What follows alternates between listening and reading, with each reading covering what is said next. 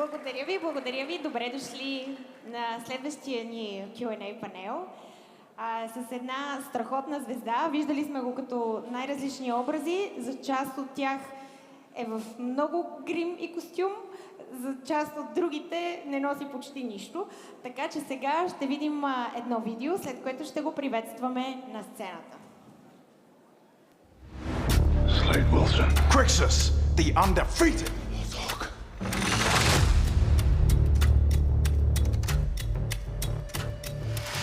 We have shown them vulnerable. Who would have us free?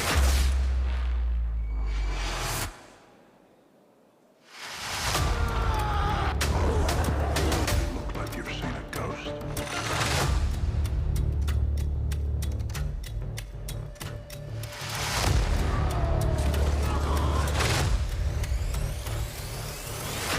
You and I are not dissimilar. We're both haunted by our past.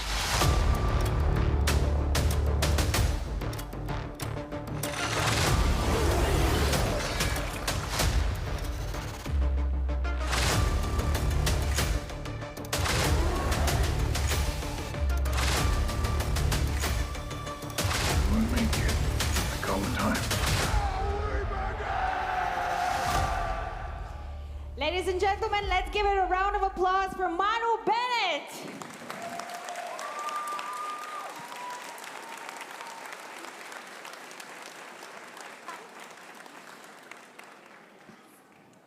Wow, I did that. Interesting. Yeah, it was the same person I think that we saw in I that know video. it's a nice edit. I need a copy of that. Yeah, lovely. How are you? How are you to be here? Yeah, I'm great. I've spent a couple of days exploring Bulgaria. I went to Pepedicon and Hiliobovo. Okay. Can anybody pronounce that? How do you Try pronounce again. How do you pronounce it? Hiliobovo. Хлябово. Yeah, it's like an ancient Stone Age ruin. Beautiful. amazing. Perpericon, everybody knows Perpericon, right? Yeah. I think I know your ancient sites better than you guys. I think so. I think so. That's really embarrassing. Yeah. Guys, just to let you know, we have a microphone in the middle, so if you have a question for Manu, you'll be able to ask it. Also, if you want to ask it in Bulgarian, I am here to help with the translation. So, I'm going to be starting then with the questions. We saw a lot of the different characters that you've played, and honestly, sometimes it's very difficult to tell that it's you. Perhaps in the case of Azog. Azog is me without makeup. Yeah, it's just a regular day for you. Straight out of bed. Let's start, I guess, with tell us a little bit about Spartacus. How did you get into that project and the character that you play there? Yeah, Spartacus was like the big change for me, the big opportunity to be on something that would go global, which, I had an acting career for about maybe, 15 years prior to getting Spartacus. I did, early on, I did a couple of WWE movies, the World Wrestling Federation made a film department. So I did one movie with John Cena called The Marine, and then I did a movie with Stone Cold Steve Austin, these big wrestlers. And so, once I'd done those, I guess I was involved in action and physical roles. It led to Spartacus, really, but it was a long development of flying to America a lot, flying backwards and forwards, trying to get an agent, trying to be seen by casting agents in Hollywood. All of this takes a lot of work, and I can't tell you the amount of times I sat with a tin can of tuna, on a step in the back alleys of Los Angeles, waiting for my opportunity. It's a very competitive world, the world of acting, and I mean anything really. I mean, if you're in the music industry, if you're in the art industry, if you're in any industry really, it's competitive. but to try to make it onto a hit show is like trying to go through the eye of a needle. And I was just very lucky to land the role of Crixus, because it was as a man, it was an incredible role. It tested every side of manhood, I think. Ego, arrogance, violence, to sensitivity and having to realize responsibility to other people, not just yourself. You know, it was a huge arcing storyline that enabled me as an actor to act every possible color. I think it was wonderful. And how did it change things after? Did it become slightly easier? Yeah, you know, I mean, in Los Angeles, but you know, at the same time, you get seen as an action guy, you know. Yeah. And so I was immediately cast in Arrow as Slade Wilson, you know. Can I tell you something? I love Slade Wilson. Yeah. You know, I don't know whether they intended the character to kind of... I like to put grey matter into my characters, you know. I like to create characters that have a range of emotion and truth to them.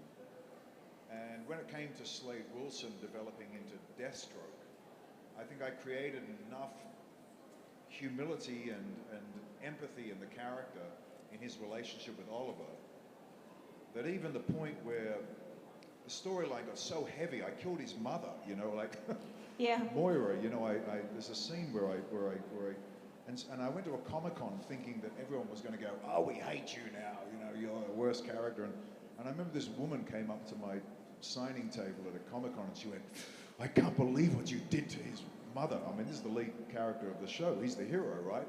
And she goes, but I still love Slade, you know. And then guys were coming and going, oh man, we loved it when you, it was like you created an anti-hero that people could relate to. And you just have to work at that as an actor in a certain way, to be aware of not just playing two dimensions. You have to play all the dimensions of a human character, you know. And I managed, even when he was doing the most dastardly things, to put a reason behind him, you know. Yeah. And this is just acting choices, you know. This is just choices you have. But it's like listening to music, you know. If you listen to classical music, I don't know who out there listens, but the great classical music has just deep texture to it.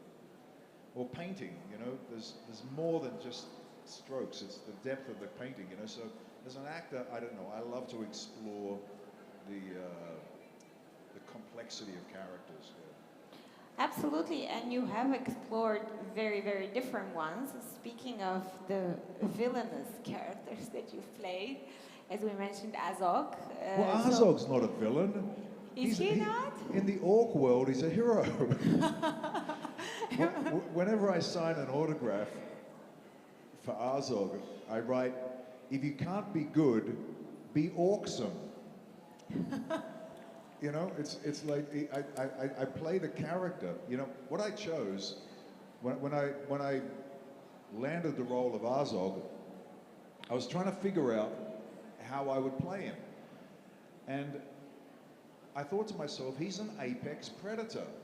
You know, he's fearless, and you know, from the other perspective, from the orcish perspective, you know, he's a leader and the alpha male of orcs, right? So does he have to be like,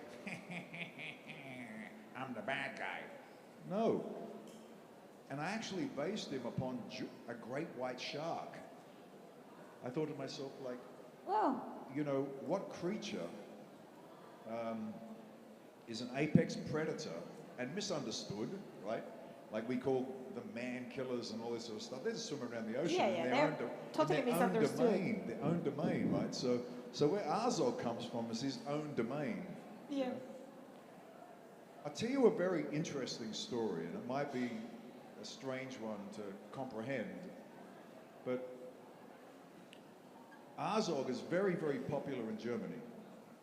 Okay. That's And it's a harsh reality, but the thing is that they've been through a time in their history where there was a leader like this, you know, Adolf Hitler, and that there was this demonization of all German people because of the situation. I know that it's happened all throughout Eastern Europe, but they see Azog, and for some reason it moves them. And I think, if you think about it, it makes sense in a certain way. Because, look, everybody's got, I'm a New Zealand Maori, you know, like, we've got our own history of fighting each other. You know, I know here the Dacians fought the Thracians before the Bulgarian Russians came here, and the Romans went to Romania, and, you know, there's just layers upon layers upon layers of Azogs, or the good guy, you know, Captain America, whatever, you know, like, you know, we have these ideas that are told in stories and told differently in other people's stories. So when I played Azog, I really just wanted to play a strong physical featured, you know, alpha character. Yeah. Job Does well that make done. sense? Yeah, I hope job that makes well sense. done. We have questions. Let's go for the first question, please. So I have two questions. First question. I can't hear it. Whoever's doing the Closer, sound, much closer to Oh, the mic. okay. So like that, we good? Okay. Yeah. So my first question is: are you open to appear in the new James Gunn DC Cinematic Universe? And what role would you like other than the one you already got?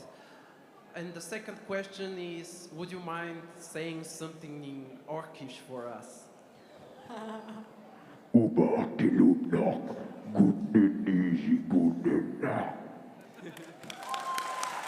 Great.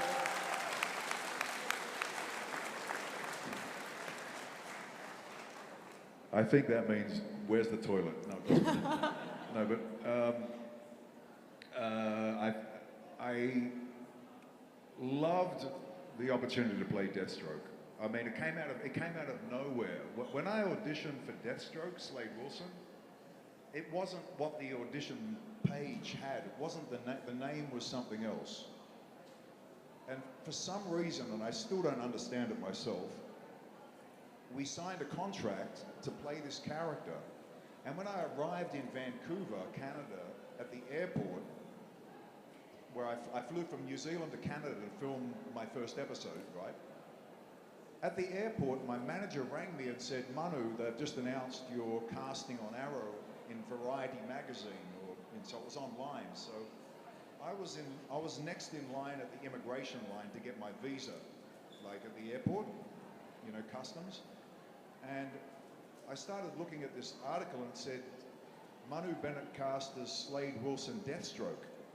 And I was like, to my manager, I was going, this is not the name of the character that I read. And she said, no, they were keeping it secret, keeping it quiet. They didn't want people to know. And I was like, Slade Wilson? And the guy at the customs counter, he said, your turn, I walked forward, he went, I heard you talking, did you say you're here for the Arrow series, you're playing Slade Wilson Deathstroke? And I went, supposedly. And he went, man, Deathstroke's like the badass of the DC comic world. So I was actually told about my character by the customs guy at Vancouver Airport. And then I went to set and they dressed me up as Slade Wilson, you know, and I started those island scenes with Oliver. But yeah, to be honest, I had no idea until I got there. That's how secret they kept it, even from me and my manager. Yeah. But would you like to play another character in the DC universe in the future other than Deathstroke? I'd love to be in a scene where I sit down like in a diner, you know, an American diner or something, and Ryan Reynolds sits down in the booth and I sit down in the booth and I go, hey Wade, and he goes, hey Slade. I think that would be the perfect face-off of the DC Marvel world, you know, and it'd be the beginning of a way to answer the question of who was first, Wade or Slade, you know. It was Slade Wilson, but yeah. Thank you. Thank you. Yeah, my pleasure. Next question.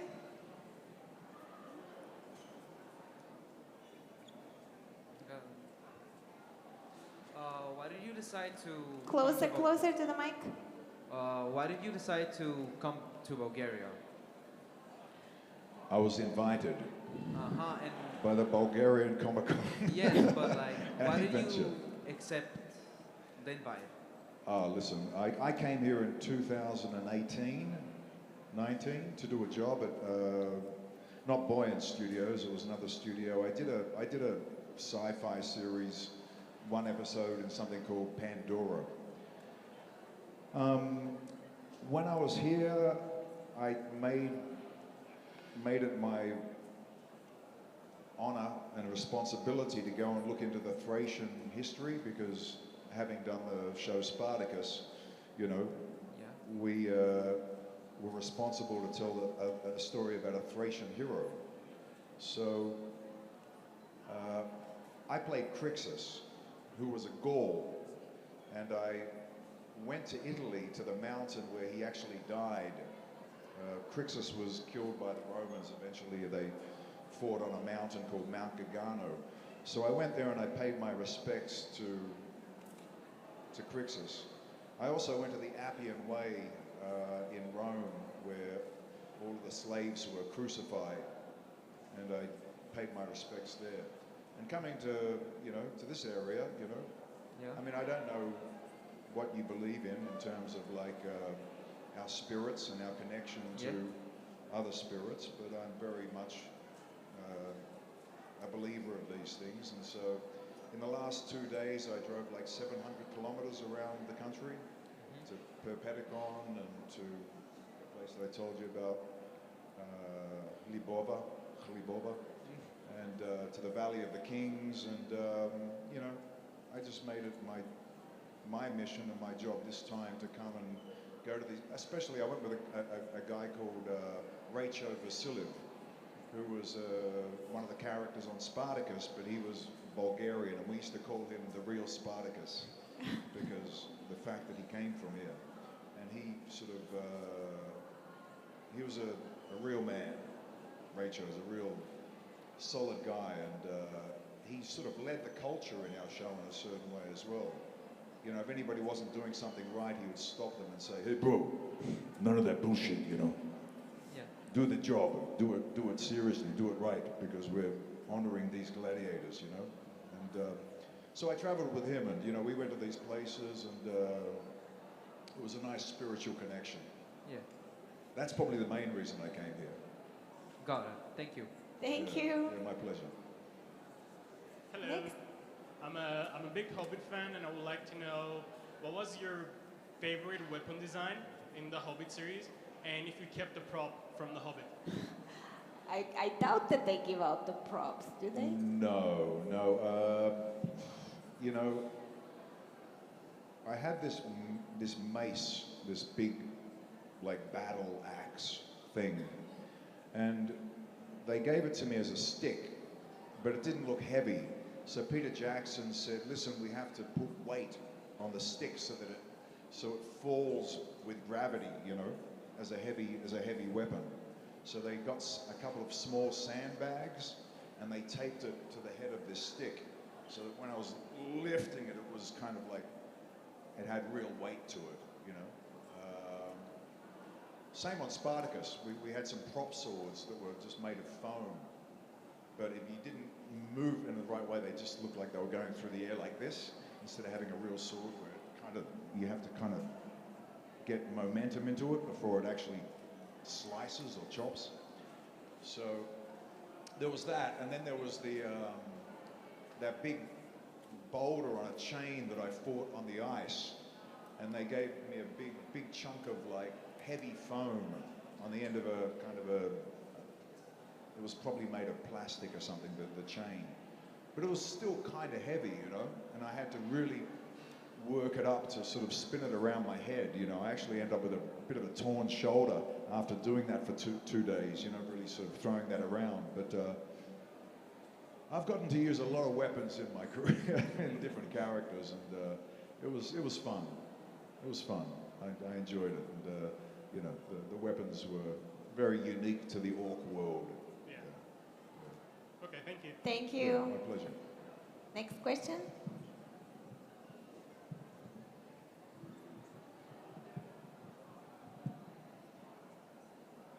Hi, Manu.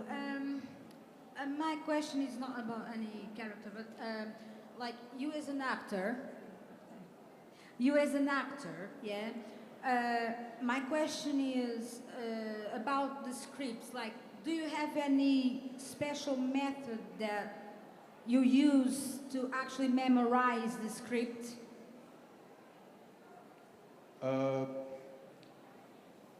When you get a script, learning the lines is, you know, it's part of the job. But I approach it initially in the context of the character, you know, sort of reading the whole script. Like the script sometimes, you know, when you're doing an audition, sometimes they don't even give you any information. Sometimes the character that you read for in an audition, the scene that you're reading is not even from the production script, and it's a different character, like Slade Wilson. I didn't read Slade Wilson Deathstroke. I read some military guy, you know, named George or something. You know, I don't know. It wasn't the character's name because they were keeping it secret. I heard they do the same with a lot of the big budget Hollywood films now. You know, I recently, you know, I auditioned for Odysseus. You know, the Odyssey. Christopher Nolan. Yeah, the new Christopher Nolan film, right? And the scene was a guy in a war scene, you know, like but modern military, like he was talking about prisoners of war and stuff like that. So, you know, you don't always get given the character that you're auditioning for.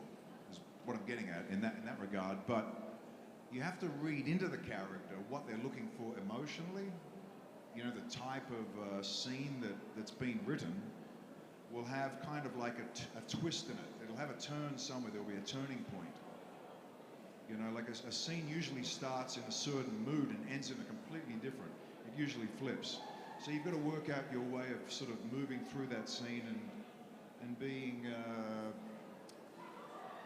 a dynamic actor and being aware that the director's intent is to get something from this scene. And it's not always in the words. You know, it's more in the development of the scene. If you read the additional dialogue between the action scenes between dialogue, that can sometimes inform you more about the mood of the scene. Anyway, it's a multi-layered thing, you know. The words are really important, but sometimes when you're talking to somebody, you're not exactly talking to them about what you're talking about. You're actually trying to make a connection, or you might be pissed off and you're hiding that, or you might be attracted to the person and you're just having conversation just to make conversation happen. And you've got to work out these subtexts and scenes, because that's what's more important. And it's what they're kind of looking for in the intuition of an actor to get that scene right. Does that make sense? Yes, it does. Yeah, okay, there you go. Thank you. Yeah, my pleasure. Thank you. Next question. Hi. Between Azog, Crixus, Slade Wilson, and Alanon, who do you relate to the most? All of them, you know, like they're all products of my life, of my acting career, you know. Each one of them's called for, you know, look, when you're an actor, you get cast like a car in Formula One, right? You're the vehicle that they send out onto the track. I mean, sometimes films can fail because an actor might not have enough empathy.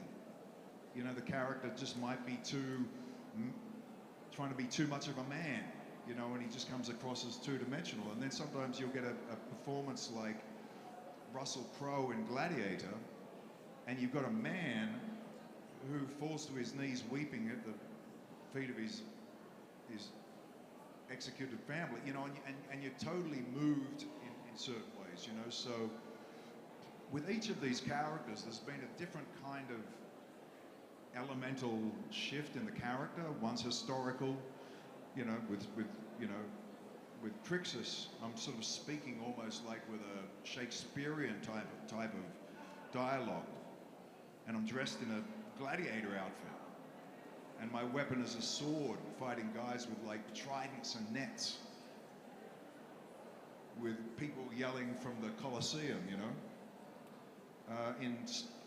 In Arrow, I'm a modern-day soldier from the Australian Special Forces, and I'm using a gun, and I'm end up in a city where the arena is the people, and you're the kind of like gladiator inside a city. You know, these things are similar in many ways, but they're different in time structure. Azog is a battle between, really, it's J.R. Tolkien, right? So it's the British, you know, in their Hobbiton village, scared of like Vikings or you know, Maoris coming in, you know, and so Azog is kind of like just the outside enemy, you know, but he's an orc.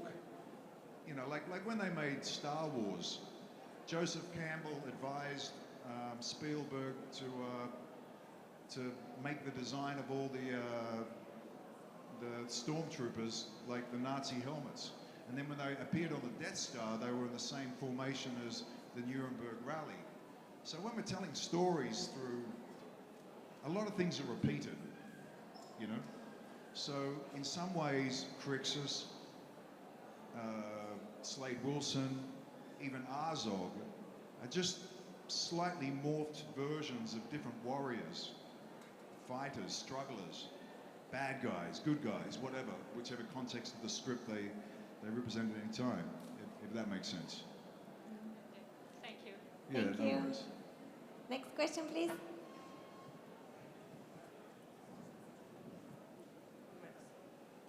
Okay. Hi.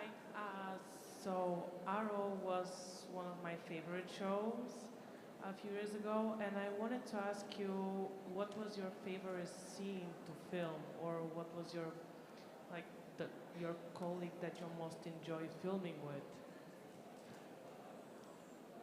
This is going to sound really weird, but killing his mother? It does sound weird. No, it was just an incredible scene. Like, I felt so under pressure. Like, I thought, oh my God, my character's getting thrown under the bus. You know, this is about as evil as you can get, and this is going to be a tough scene to film, you know. And I thought surely my character's going to die very shortly after this, right? Usually when you do something like that, you're thrown so far in a corner of a bad guy that there's no coming back, right? And I had, like, we were talking about it before, how do I humanize the character?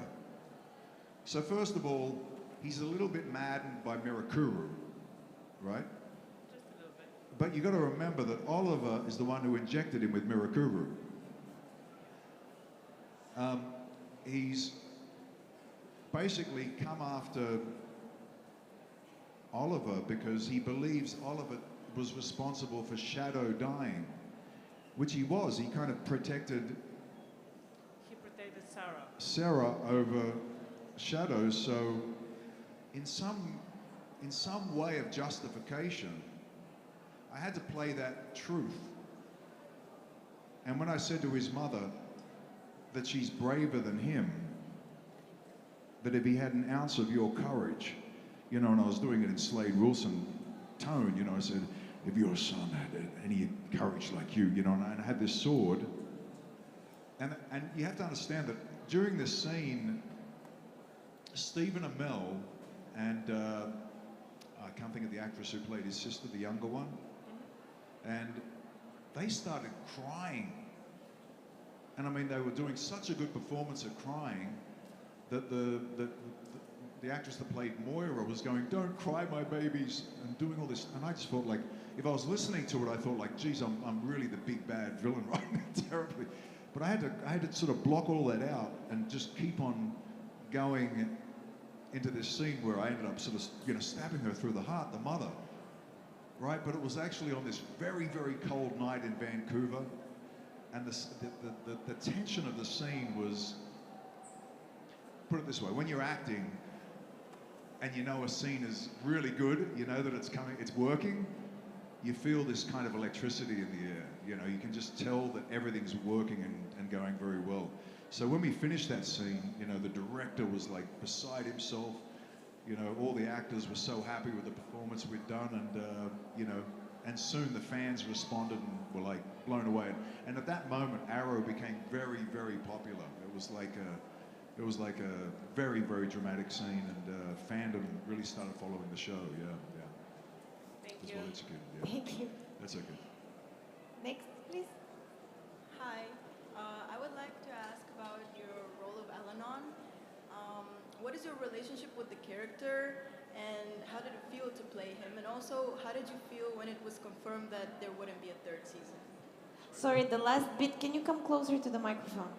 Also, how did you feel when it was confirmed that there won't be a third season of the show? Oh yeah. You know, I mean, let's address the first thing that you said. When we didn't go to third season, it was a really big shame. I mean, the production was beautiful. You know, everybody in New Zealand that was working on that show had worked on Lord of the Rings, Lion Witch and the Wardrobe. So our wardrobe department, our set designs, all of the camera work, lighting, everything, makeup was world class, and Shannara looked world class.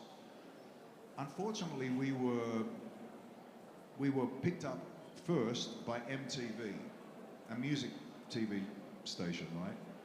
Before we'd finished our first season, they fired all their top-tier CEOs, and some new people came in that decided that they wanted to send MTV in a different direction.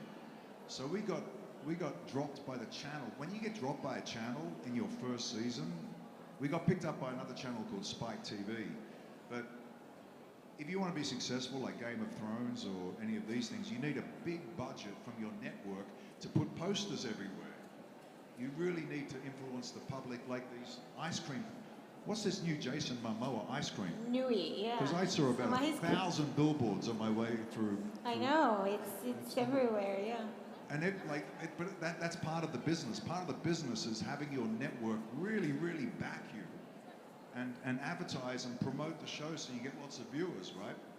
That we got dropped by MTV when they're the ones that paid for our first season before we'd even finished the first season was just a travesty to the production. The poor people who put their effort in that didn't get the promotion that they deserved, really. So that's what happened, and were we disappointed? Yes, very much so. But Austin Butler would never have gotten the role of Elvis had we kept on doing Shannara Chronicles. So I was very happy for him, you know. As for Alanon was like the first time that I played a character that was a protagonist. Most of my characters have antagonists written after it. And, you know, looking after the younger cast, I guess you'd call it. You know, Austin and Poppy and Ivana, you know, being kind of like the mentor, like kind of like a Gandalf of the Shannara world. It was nice to always play the tone of somebody who was talking about something justified and not having to think about how do I deal with this madness, you know, which was kind of like Deathstroke and some of the Crixus moments. It was very nice to get the father figure, you might say. Yeah. Thank you so much. Yeah, my Thank pleasure. you. Next, please.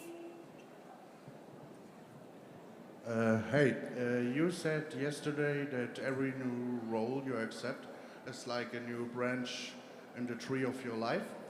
And so my question is, do you adopt also some behaviors of your roles? And is there like a special role you would be glad you could add to the tree of your life, let's say?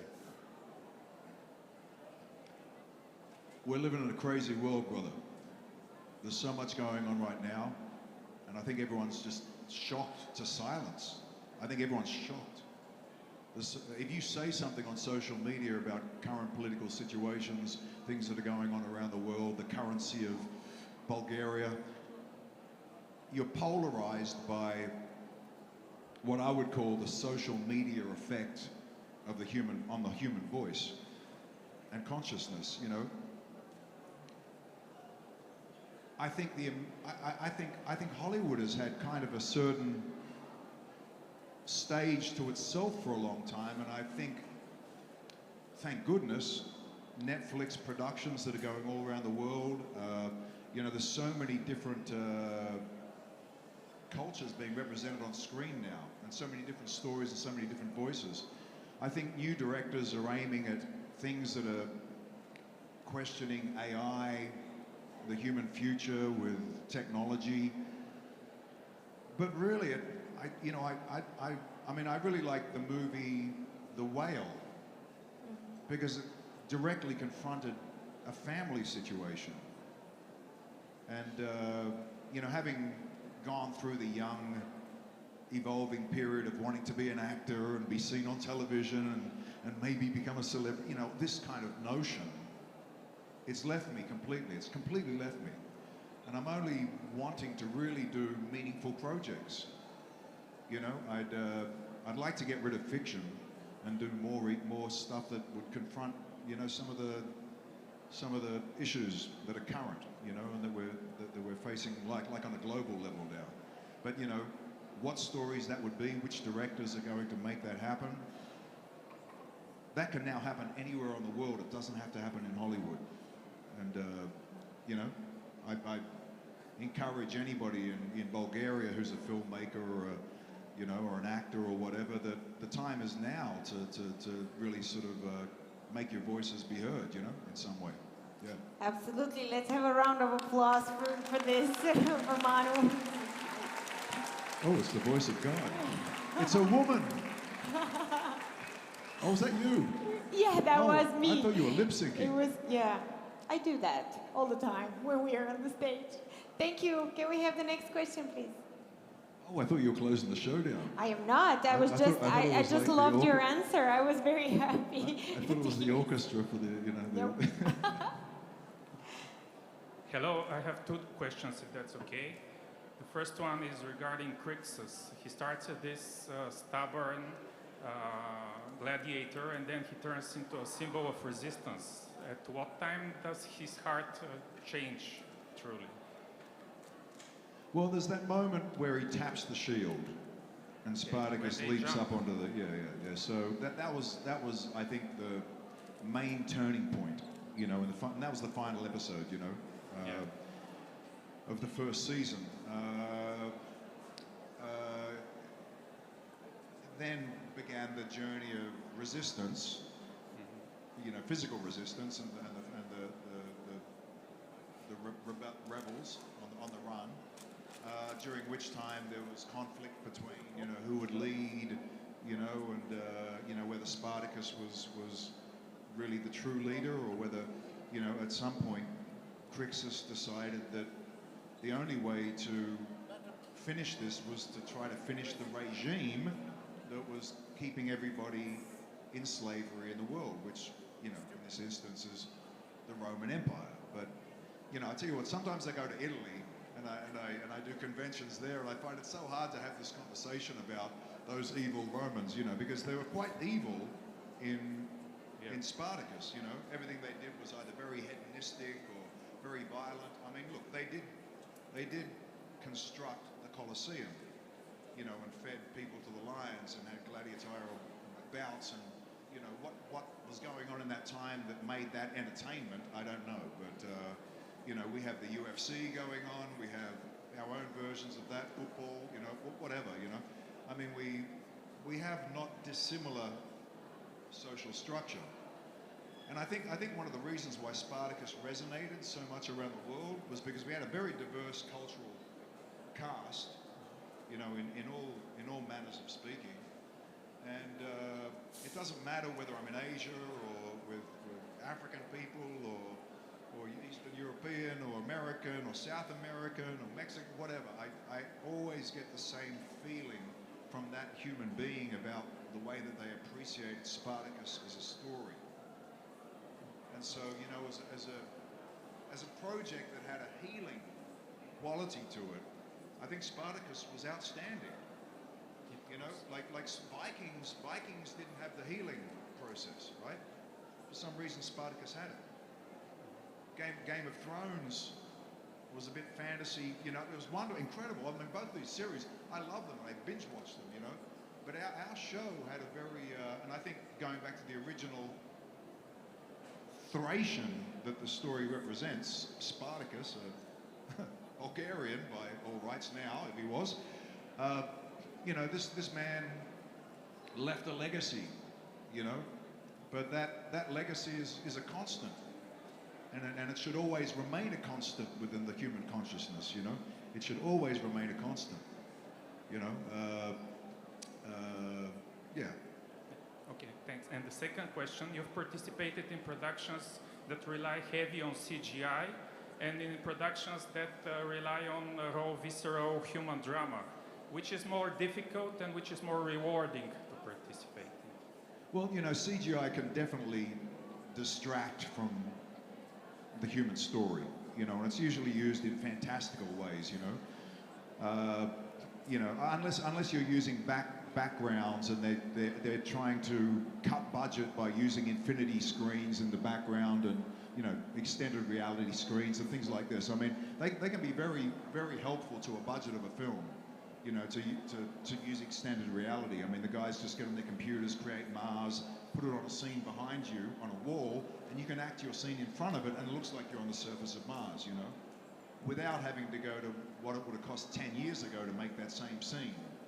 You know, so CGI and technology has got its huge advantages, but, you know Jar Jar Binks wasn't as popular as C-3PO, R2-D2 and Chewbacca, or those little models of planes that they flew around in a black room that made those space battles work, you know.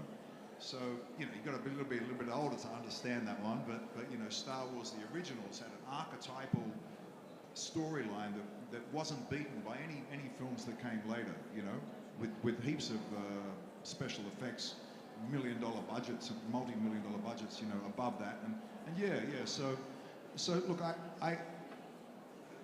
returning to what I was talking about future projects that I'd like to be involved in, you know, technology, we have to lean into it because it's there, and if we don't lean into it, it'll probably take advantage of us. So being in the industry now is a very interesting balance between the human story and the story of machines. Terminator stuff, brother. Okay. Thank you. Thank you. Hello. And then there's going to be genetic modification. That's going to be something completely different. Oh God. Yeah. How much time did it take to put on Azog's makeup and costume? Brother, it was motion capture. It was motion capture. So I was wearing a tight bodysuit. I looked like an idiot. I felt like an idiot. When I walked out in front of Peter Jackson and the crew, I was like, you know what a motion capture suit is? It's like something tight to your body, right? Completely like a body stocking, right?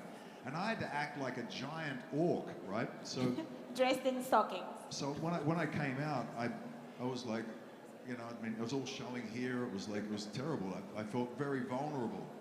And then when I had to walk like Azog, I had to make his body bigger and sort of go like, you know, I had to walk like I was within his muscle mass.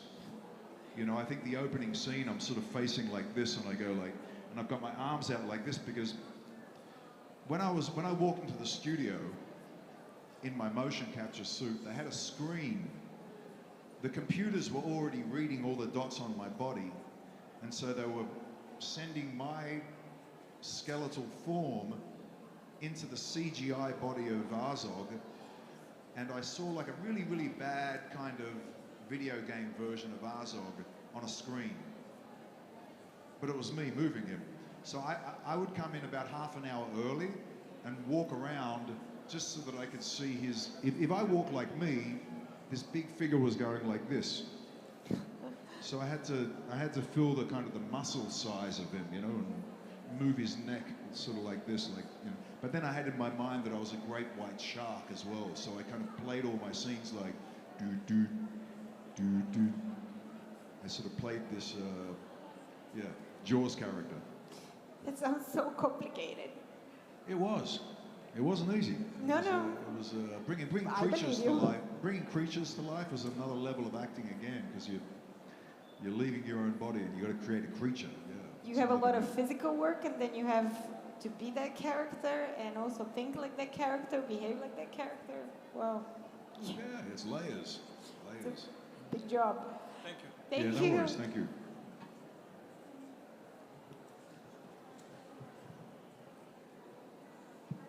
Hello.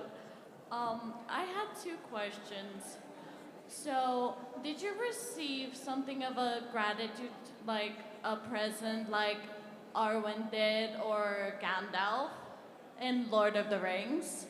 And what was your most favorite aspect of playing Azog in The Hobbit? Did he receive a present, you mean? Like, because Arwen, for example, received a replica of her sword that she used. Oh, right. Yeah, Richard Taylor gave me one of 10 statuettes of like Azog riding on his warg. It was a big one, giant. There was only 10 of them made, and he gifted me with that. It was his own personal one, but he appreciated what I'd done because Weta did all the special effects, and so I got this statuette. But what was the second question? I asked, what was your most favorite aspect of playing Azog? Trying to figure out how to play him, you know? Just trying to figure out who the hell this orc was, you know? And try to make him orcsome, you know? It was and as I said, the choices were Jaws. So I moved inside of him like I was a great white shark. You know, if you look at a great white shark, it doesn't offer much expression. So I didn't offer expression. I just kind of moved my mouth, and then when I got angry, I opened my mouth. You know, and then I didn't know what voice I was going to use, and so I sort of went through my mind, what are the best voices? What type of voices have worked for villains or for strong, dark characters, you know, strong, dark characters. And I thought Darth Vader. And so, if you didn't notice, I am your father, Luke. Ubak Luke knock. I plagiarized Jaws and Darth Vader.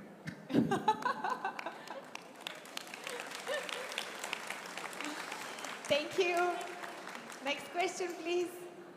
Can I just ask you to keep them one each, please, because we are running out of time. My question is related to what you have said about Germany.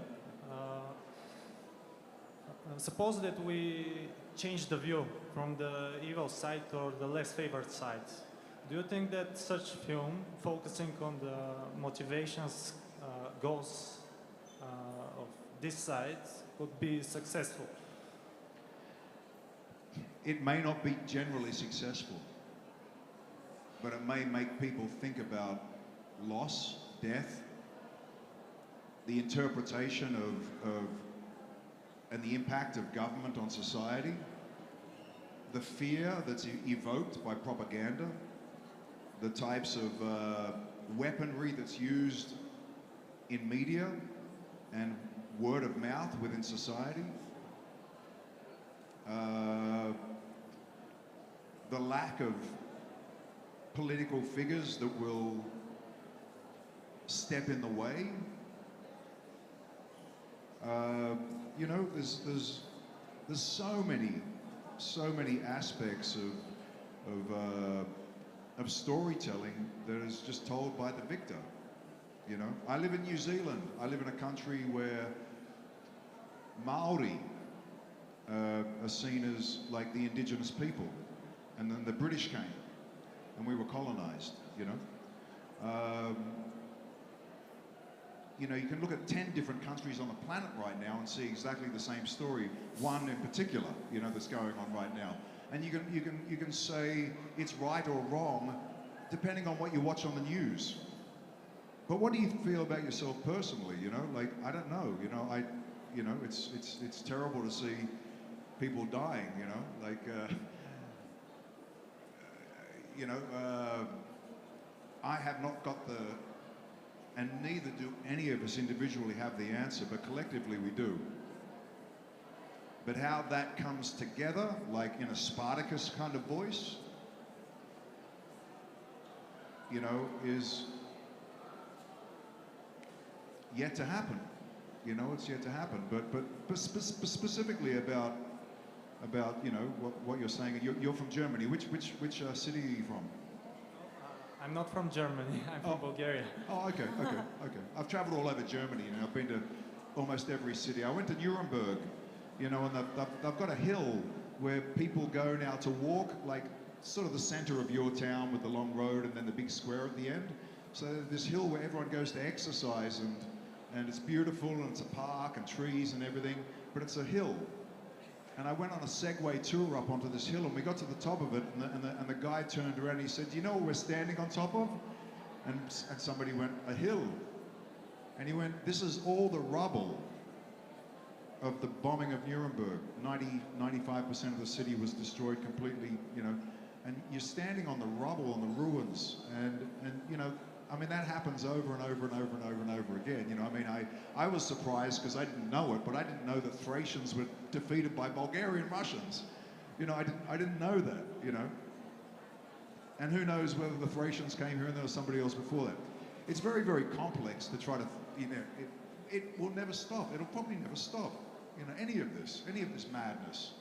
You know, whoever's the strongest, whoever wants the territory, whoever wins the battle will educate the children of what the history was. You know, it's all very challenging for us as a human race. But you know, it's funny how we can now turn to a machine and get the answer for anything. And that consciousness, beside our consciousness, is creating a new consciousness of the future. So it'll be just interesting to see how many bad decisions we make leading into the future based upon the information that's available to us. Because we used to be really ignorant living in villages and we didn't know what was over the mountain, but now we know it's everywhere. Yeah. So it'll be interesting. Thank you. Thank you. Pleasure. We have time for 2 more questions. Hi, so I have a question. Can you tell us Slade Wilson's opinion about Oliver Queen and your opinion about Stephen Amell? But can you play it out like Slade and use his words, quotes, and lines from the series? Who is this guy? Hey, kid. What was the first part? What was the... Slade Wilson's opinion about Oliver Queen and your opinion about Stephen Amell, using your lines and quotes from the series. Well, kid, first of all, I helped you survive the island. And then you stuck me with a needle full of Mirakuru, and then blamed me because I became mad because of Mirakuru. Oliver's relationship with Slade was a normal one, and then it got unnormalized because of the storyline with the Mirakuru. I found it fascinating how in the 7th season they managed to have him come to the prison and open the gate, and the two of them walk out side by side to... And this is the interesting thing, especially about the last topic we were talking about. Oliver came for Slade's help because his son was missing, and he knew where Oliver's son was. So peace was forged to save their children. Think about the context of that today. Well, yeah. I saw Stephen Amell as a very, very professional actor. He had so much work to do. He was acting every day. We would get days off. You know, I'd have 2-3 days off a week. He worked every day, diligently. We kind of kept a little bit of a distance from each other because we were so good at our characters that we maintained a certain level of, you might want to call it authority over our own characters, you know? And it played out really, really well. I mean, you know, I think CW and all the producers were so happy with the way that we gave birth to the relationship of Slade Wilson and Oliver, and then managed to turn it into, like, you know, one of the archetypal villains of the DC comic world. Yeah. But thanks for Stephen Amell, because he was a true captain of that ship. Yeah. Thanks. Thank you. This will be the last question. I'm so sorry. Hi. I want to say that I really love Alanon, and he's one of my favorite characters. So my question is, would you go back to playing him if ever had a chance? You know, I mean, you can never say never. And I enjoyed Al-Anon. You know, I really enjoyed the role and the performance. The same question is asked about Deathstroke. Well, now that they're making the House of Asher, would I play Crixus again, right? So, look, the power is in the pen. You know, a writer can create anything, you know, and it's amazing how they can make that work, you know. On Spartacus, you know, we did a season where the lead character didn't even exist. Spartacus wasn't in, because, unfortunately, because Andy Whitfield, our lead actor, was sick with cancer. Our show was facing being cancelled, but Stephen DeKnight figured out a way to write a prequel where my character Crixus basically arrived the same as Spartacus arrived in the first season of Spartacus, right? I was the new Spartacus in a certain way, which really helped humanize my character, because at that stage my character was just a really aggressive, arrogant gladiator, and all of a sudden we're going back in time, and I arrived in the same ludus as Spartacus arrived, as innocent, as hopeful that his life won't be ended, desperate to survive, and it elaborated the whole series in a wonderful, beautiful way, you know. So any role that I've played can be rewritten into the future, but you know, it's unlikely, but you never know. You never know. The power's in the pen. Thank you. Thank you very much. This is the end of our panel today. Let's give a big round of applause for Manu Bennett.